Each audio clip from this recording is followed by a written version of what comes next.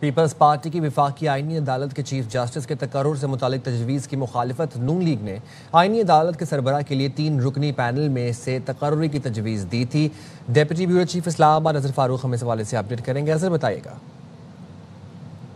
آئی جی مسلم league نواز اور Peoples party کے درمیان اس وقت بھی مشاورت کا عمل جاری ہے۔ چیف جسٹس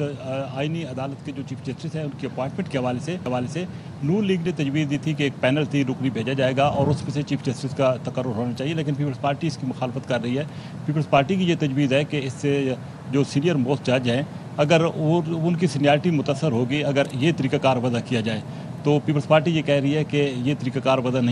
کیا جائے، اور اس حوالے سے مسلم لیگ نواز جو ہے وہ اپنے موقف میں تبدیلی لائے، اس پر نظر ثانی کرے، تو اس پر بات چیت ہو رہی ہے۔ اس کے ساتھ ساتھ صدر مملکت کا جو استثناء کا معاملہ ہے اس پر بھی پیپلز پارٹی اور نون لیگ کے درمیان ابھی تک اتفاق نہیں ہو سکا ہے، کیونکہ صدر مملکت کے دوبارہ عوامی عہدہ سنبھالنے پر استثناء ختم ہونے کی ترمیم جو ہے وہ نون لیگ نے پیش کیا ہے، لیکن پیپلز پارٹی اس کی مخالفت کر رہی ہے۔ پیپلز پارٹی کہہ رہی ہے کہ یہ بھی نون لیگ اپنا موقف واپس لے، اپنی تجویز واپس لے کہ صدر مملکت کا اگر صدر کا عہدہ اس کے پاس نہیں ہوتا تو اس کے بعد کوئی اور عہدہ لے لیتے ہیں تو یہ استثناء جو ہے ان کا ختم ہونا چاہیے، یہ تجویز بھی نون لیگ واپس لے۔ تو اس وقت ابھی تک مشاورت کا عمل جاری ہے، مختلف آئینی اور قانونی ماہرین بھی اس ملاقات کا حصہ ہیں تاکہ کوئی درمیانی راستہ جو ہے وہ نکالا جا سکے۔ اچھا اظہر یہ بتائے گا، وزیر اعظم کے استثناء سے متعلق جو تجویز تھی اس پر وزیر اعظم شہباز شریف کو کیا بریفنگ دی گئی ہے؟ دیکھیں جی، وزیر اعظم کے استثناء سے متعلق انوشا رحمان اور طاہر سندھو نے ایک ترمیم پیش کی تھی کہ وزیر اعظم کو بھی استثناء حاصل ہونا چاہیے صدر مملکت کی طرح، لیکن وزیر اعظم شہباز شریف نے اس تجویز سے اتفاق نہیں کیا تھا اور انہوں نے یہ استثناء واپس لینے کے حوالے سے شک واپس لینے کی بات کی تھی،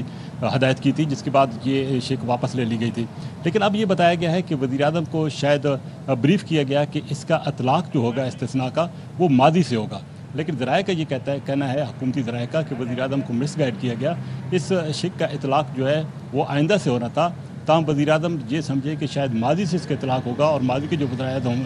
اعظم ہیں ان کو بھی شاید اس سے فائدہ ہوگا، تو اسی لیے وزیر اعظم حکومتی ذرائع کا کہنا ہے کہ وزیر اعظم کو مس گائیڈ کیا گیا اور وزیر اعظم نے اسی بنا پر یہ تجویز شک جو ہے واپس لینے کی ہدایت کی، جس کے بعد اس کو شک کو واپس لے لیا گیا ہے، لیکن اس کا اطلاق جو ہے وہ مستقبل سے ہونا ہے، ماضی سے نہیں ہونا۔ ٹھیک ہے، ڈیپٹی بیورو چیف اسلام آباد اظہر فاروق ہمیں اپڈیٹ کرے تھے، بہت شکریہ۔